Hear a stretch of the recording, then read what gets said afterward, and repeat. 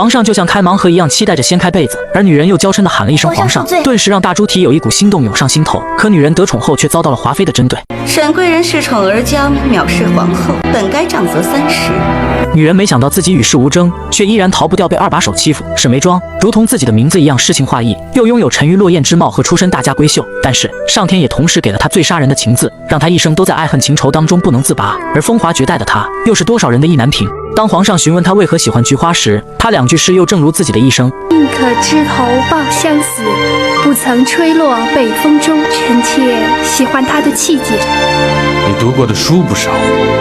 臣妾卖弄了，请皇上恕罪。但她请罪的举动反而更让皇上欢喜。一个知书达理又诗情画意的女子，试问哪个男人不会怦然心动？于是皇上不仅赏她稀有的绿色菊花，还给她管理后宫的实际权利。皇后3病2痛的，华妃终究毛躁气盛些。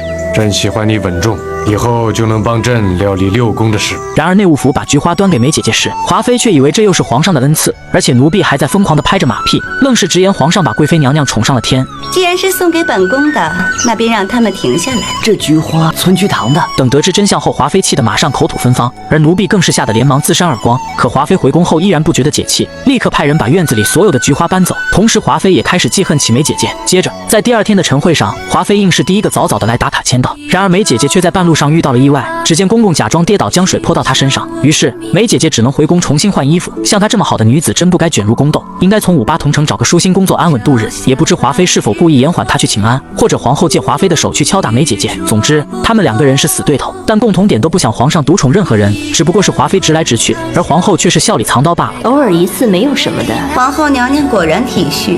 华妃当然不会放过惩罚沈贵人，然后她阴阳怪气地暗讽皇后当好人，如果都像沈贵人一样天天迟到，后宫哪里还有规矩可言？此话一出，差点没把皇后噎死。你难道不知道自己天天迟到吗？我们贵人并非有意晚了，而是在请安的路上被小太监无心弄脏了衣裳。尽管奴婢替沈眉庄解释，但华妃却非要借此事以正视听。此时此刻，静嫔连忙替沈眉庄求情，毕竟她有管理梅姐姐的责任。静嫔是咸福宫主位，沈贵人有所错失，也是你教导不慎。皇后见华妃的态度十分强硬，便询问她处罚沈眉庄的意见。虽然华妃特别妒忌梅姐姐，但想到她是皇上的小可爱，便表示沈贵人触犯后宫管理制度的第3条，倘若按照迟到惩罚的标准，应该杖责30。不过念你初犯，给你改过自新的机会，那就象征性的罚你2个月工资。而皇后为了表现大度的人设，连忙替静嫔和沈眉庄求情。本宫也以为略施小戒即可，2个月便是年关，停2个月月俸也不变，就停1个月吧。事后皇后觉得华妃小题大做，便很委婉地表示同为姐妹何必如此。可华妃却认为皇后是在指桑骂槐，借沈眉庄迟到的事来讽刺自己。皇上让妹妹协理6宫，又是认为妹妹堪为6宫表率，口中宫请安呢，还望妹妹早来。而华妃面对皇后的敲打不以为然，她说不是自己故意迟到，实在是皇上疼爱臣妾，一不小心就睡到早晨9点。可皇上又偏偏允许臣妾不必早起，毕竟人家出身小门小户，自然不敢违背皇上的旨意。